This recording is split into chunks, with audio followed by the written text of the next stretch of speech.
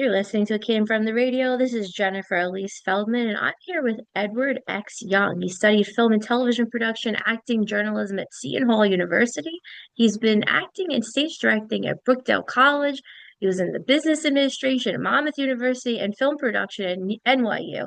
Now, he honed his acting skills as a member of the RISK, worked on numerous experimental film and video projects as director, writer, editor, animator and makeup special effects artist. We have with us Edward X. Young. Welcome. Well, thank you. Welcome. Thank you very much. So, first question. Now, every day on a film set means to me, you will learn today. I learned exactly how hard different fans blow wind on one project, realizing that I needed a leaf blower to make the actress's hair and dress blow during a ghostly scene, and the fan that I brought wasn't enough. And that's one thing I never thought I'd need to know. What blows the strongest air to make a woman's dress blow in the wind? It's not my fan, it's a leaf blower. So, what are some lessons that you learned while on set? The most important lesson I have learned in the 21 years that I've been acting in these independent horror pictures, the most important lesson I've learned, uh, I actually learned from an interview with Kirk Douglas talking about acting. What's the most important Mhm. thing to know on a movie set? Mhm. I learned that when you see a chair, sit down. I'll How'd you explain. learn that? I'll explain.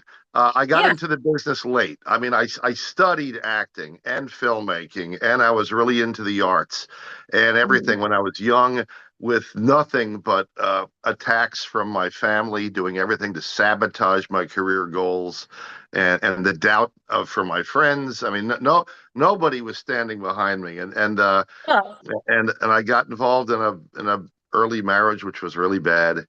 And anyhow, when I finally broke into the business with all the training I had, and I'd done repertory theater in my youth, when I finally got into the business, I went into it with a maybe an enthusiasm in overdrive, an exuberance on steroids, one might say, and I was just anxious to be every part of every project, every picture I was in, especially the first one.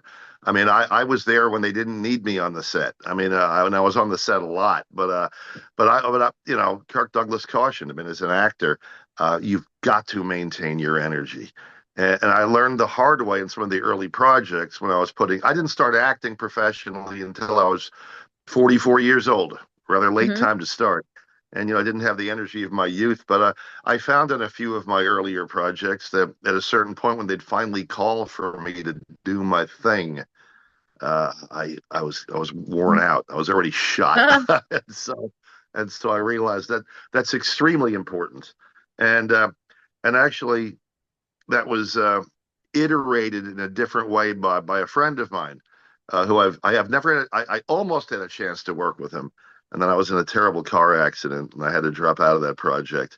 Fred Williamson, the famous Super Bowl hero, football player, who then became the king of black exploitation movies as an actor and then a producer and a director. And I know Fred Williamson pretty well, and he was with me. He was at the premiere of one of my first really big hit. It was a movie called Mr. Hush, and that was in God, it was in 2010. And he wanted to have a private breakfast with me very early in the morning at 6 a.m. And he said, "I uh, like you. I appreciate your enthusiasm, but I want to give you a warning. I think you could go places." He goes, "Don't love it too much." He goes, if you love it too why? much, you're gonna get burned. The acting, screen acting, the performance thing. He said, I can tell you love it. And he Mhm. goes, and it's very visible. He said, if people see how much you love it, he goes, they could exploit you, and there'll be a lot of disappointments in this business. So he said it's art. He goes, I'm an artist. He goes, but it's also a job, and it's also not your life. He said, keep a strong handle on your real life, your real world. And those are really two important lessons. Sit down and stay level headed. Yeah, that's true. I mean, I basically collapsed yesterday for about 16 hours and I still had to cancel tonight, which is why we're able to do this. So it's great for me and you. But, Yeah.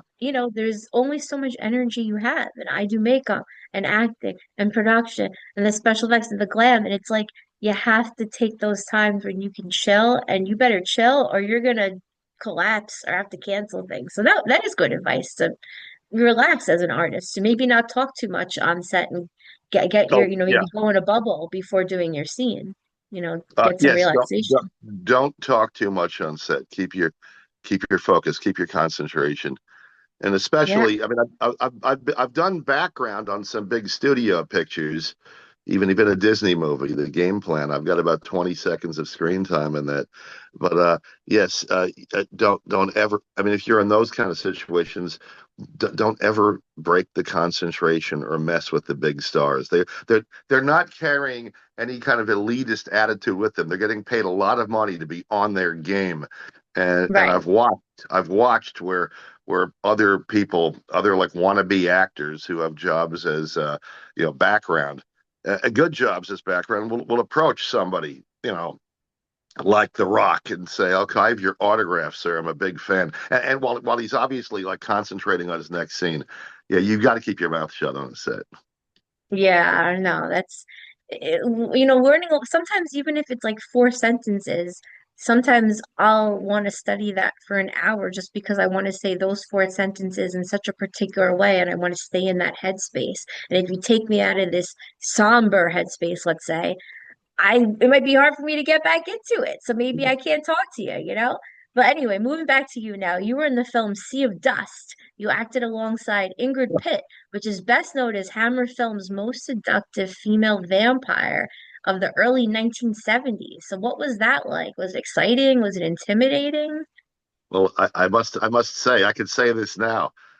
I got her the job, Whoa. and she was very grateful.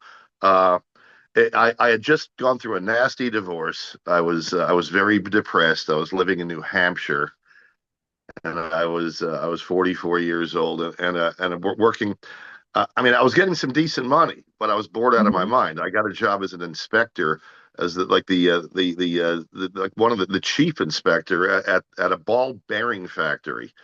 And Hmm. well, I was set for life, good retirement, 401k, all that jazz. And I just felt my life going down the tubes. I mean, a friend of mine from college found me, and he found me through the internet. I'd lost touch with people I went to school with, and he was working as a professional actor. And I told him my story, and we were talking on the phone. His name is Bill, and Bill Timoney. He's does Broadway and a lot of TV.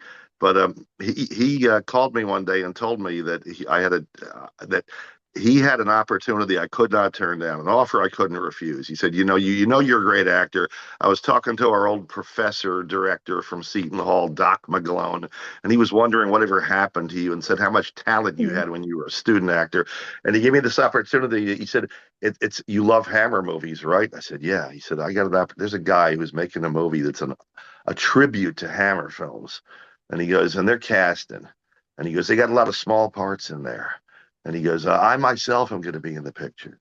And he said, but I put a good word in for you. And he goes, you got to make it down here for the audition. And this was like on a Saturday. And I said, well, when do I have to be there for the audition? He goes, Tuesday. And I was like, and he goes, you got to bring a headshot and a resume. I'm like, anyhow, I lived in New Hampshire in a very like Mayberry RFD kind of town. I went to the local photographer who knew me. I lived in a town called Peterborough, like less than 5,000 people. It's Thornton Wilder's our town. I went to the local photographer. He knew me. I told him the story, and he goes, "Well, let's put together a good headshot for you." And he did it for me the same day. Got a Wow. resume back, but I went down there to audition for Sea of Dust, and my friend told me to go for this 1 day role as like a crazed axe killer. I had like three lines, mostly like shouting like threats and gibberish, and because I was supposed to be an insane axe murderer. But I went there and I auditioned. I dressed all in black, and I gave it my best. I gave it my college try there. And next Hmm. thing I know, that the producer, director, this guy Scott Bunt, he said, because I said I was auditioning for the axe murderer, and he said, I want you to read for somebody else. I'm going to give you some different sides here. And he gave me this role of Dr. Maitland. And I'm looking through the script. The whole script was lying up there. I'm like, God, this character's got like 60 pages. Wow. So I read for it, and he said, and he looked at his wife, who was the other producer. He said, "That's it. He's the one." And he goes, "We know you live in New Hampshire, but because I was living in New Hampshire, he said, can you make it down here for the whole month of July of 2010?" And I said, "Well, yeah." And he goes, "We want to give you this role." And I was like, I go, "Really?" I go, this is like maybe like the second lead. And he goes, "Well, yeah, it is." Right. And I said, and I got kind of nervous. I said, are you sure you know what you're doing? And he goes, "What, you don't want it?" He goes, "You'd rather have the smaller part?" And I said, I just haven't acted in a film before, and I really haven't acted in almost 20 years since I was in college and then doing repertory when I got out. And I said, "Well, why do you want me? I want to do it." And he said, "Well, we're doing a tribute to Hammer movies." He goes, we've been auditioning for 3 days." He said, "You're the only one to walk in here and have the air and demeanor of Christopher Lee." This was the part I would have written for Christopher Lee if I could have got him. And Wow. so I was like, wow. And then I told my friend Bill Timoney, and he was like, they gave you Dr. Maitland. I'm like, that. And he goes, "That was the part I was supposed to have." So, like, look, I didn't steal it from you, man.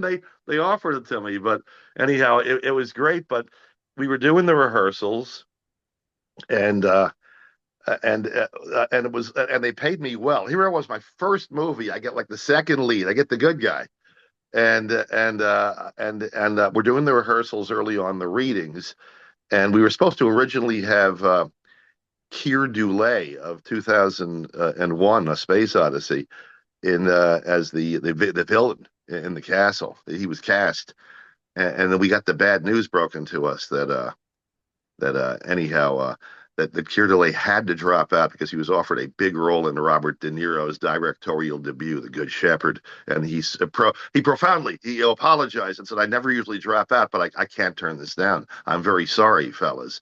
And then the director was in a quandary. What are we going to do? And they were having the Chiller Theater convention coming up. And I said, I looked at the list of guests, and that Tom Savini is going to be there. And he goes, "Oh, yeah, he'd be great." And he goes, "But how are we going to get him?" And I said, I've met him like 20 times over the years at conventions. He knows me on a first name basis. I told him that I wish I could get into acting. He said, "Maybe we'll work together someday." So I got him Tom Savini, and it was great. It was wonderful work because not only did I act with Tom, he didn't do any makeup, but we became very friendly. And he taught me a lot of tricks. So I was able to do makeup later on. He taught me stuff, but Cool. he taught me how to make blood the right way. He taught me how to make fake guts. He taught me a lot of the makeup techniques that I've used.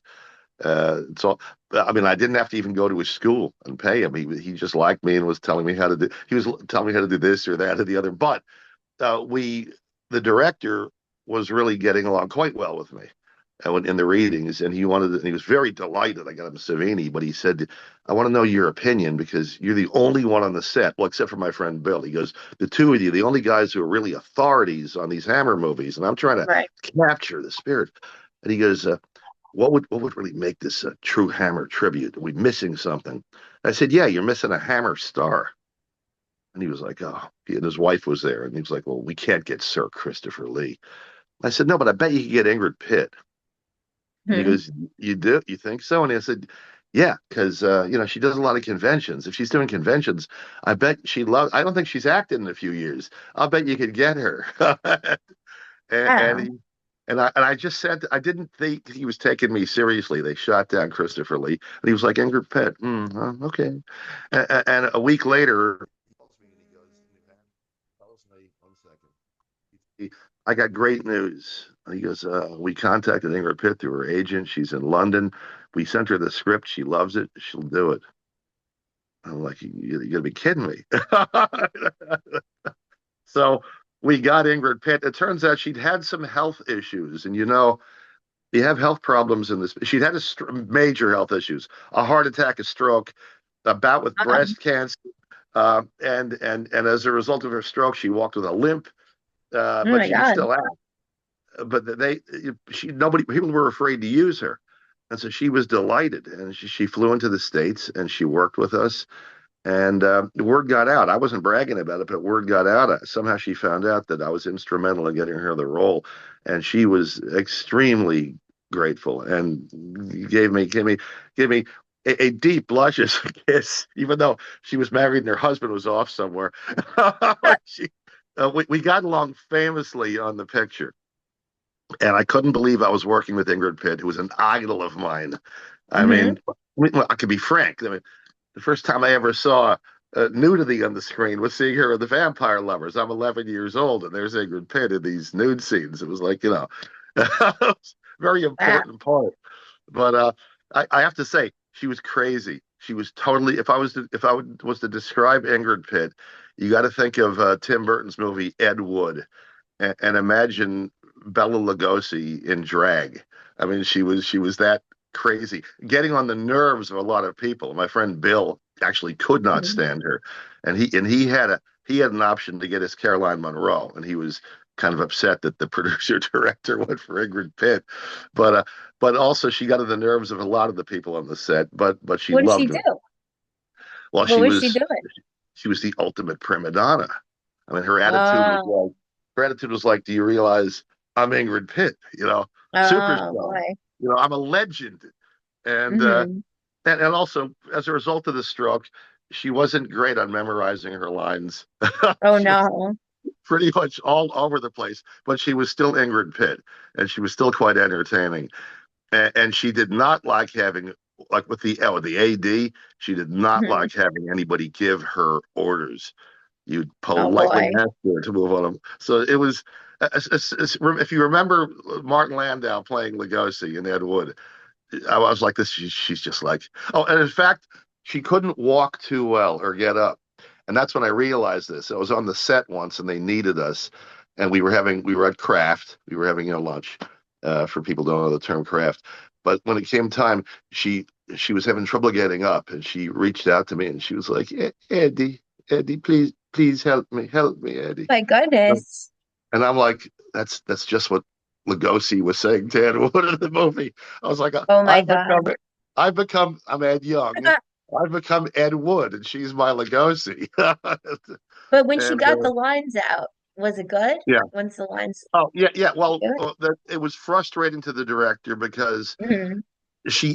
I felt she added to her character because she wildly improvised at some points and even threw in some subtext that the director hadn't intended for to be there, but yet it Hmm. stayed in the movie because she delivered it. Hmm. But the best part was the director was showing me the shooting schedule, and he told me, he said, we have a we're going to shoot your death scene. This was great. Lingard Pitt kills me on screen. I'm one of the two heroes in the movie, but I'm the one that doesn't make it to the end. I find out the secret to the curse, the evil book, and Ingrid Pitt has become possessed. She was a good character, but she has become possessed, and she kills me at the end. And the director told me, and Josh Turi, I want to give him credit, great makeup artist. Savini wouldn't do makeup; he was only going to Ah. act.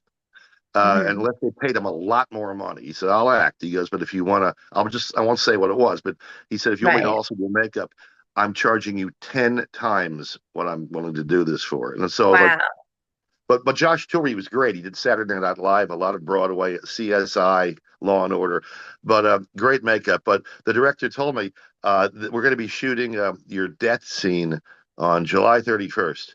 And I just want to prepare you for it. It's going to be extremely bloody. Ingrid's going to kill you, and she's going to stab you right in the forehead with a crucifix. And there's going to Oh be wow. blood tubes spraying everywhere. And I said, "Oh, July 31st. Wow. That's my birthday." He goes, "Oh, it's your birthday?" I go, "Yeah, it's my 46th birthday." And he was like, "Look, I'm sorry. I didn't realize that. I mean, I know you got your father. My father was elderly." He goes, "We can reschedule us." I go, "Are you kidding me? This is the best birthday present I could ever hope for in my life. I'm going to be Yeah. killed by Edward Pitt on my birthday, and it's going to be bloody." And so, and I told her too. I told her how much this meant to me, and she made it really dramatic. And there was fake blood everywhere, and it was, and the touching thing is I'm lying on the floor in blood. She stabbed me in the head, and then she's like strangling me while I'm still alive with a cross sticking out of my head. and and as I die, she decides. The director went with it. She decides that she pulls out a knife and she kills herself. And then she collapses dead on me, and then she whispered in my ear. It was our last day of shooting. It was the last time I saw her, and she whispers in my ear. She goes, "I love you, Eddie. Thank you so much for giving me this opportunity. I love this picture. I love you." And then she licked inside my ear. Wow. so, so it was, and we stayed in touch. And we talked on the phone occasionally, emailed a lot, wrote letters, and sadly, our last communication was 2 days before her death. Uh, all I could say is, she appeared to be doing great. I mean, she died 5 years later, but she appeared to be doing great. Her birthday, she died. She died the day before her birthday, and she was going to a convention in London, England. They were honoring Scream Queens, and she was very excited. And she's the thing is, she at least sounded in great spirits and in great health. And so I guess it's merciful. I heard she had a sudden heart attack, massive heart attack. So, I mean, we all have to go someday. We all got it coming. And deserves And has got speaking nothing to do of with it. going, that leads to the end of the interview. We gotta go. Ah, And you just made my point is that really no good deed goes unpunished. You got her a job, and then she yeah. kills you. So to close out the interview, just tell viewers, listener, where to find you on social media. Where can they find you? Okay. Edward X Young. Don't forget the X. I've got a Facebook presence. I'm also on TikTok, and you can look at my videos of the silk moth caterpillars I raised this summer, which were very popular. I did. But also a lot of my movies are free. You can find them on almost every streaming service: Amazon Prime, Tubi, Roku. I'll just throw out some titles: Evil's Lair, The Punk Rocker's Ghost, The Killer Clown Meets the Candy Man. I'm working on four movies right now. I wish I had time to discuss it. I guess I talked too much. I'm working on four pictures right now. Almost every weekend I'm on a different movie set, and I All got to right, use so my that's the end of our yeah. interview. And now for more, it came from the radio with Mark Torres. And we'll have to come back with Edward X. Young. I got questions about his caterpillars. We didn't even get there. That's the end of the interview. And see you later. Now for more with Mark Torres. Mark Please, Torres. Mark please bring me Torres. back. Please bring me back. Okay.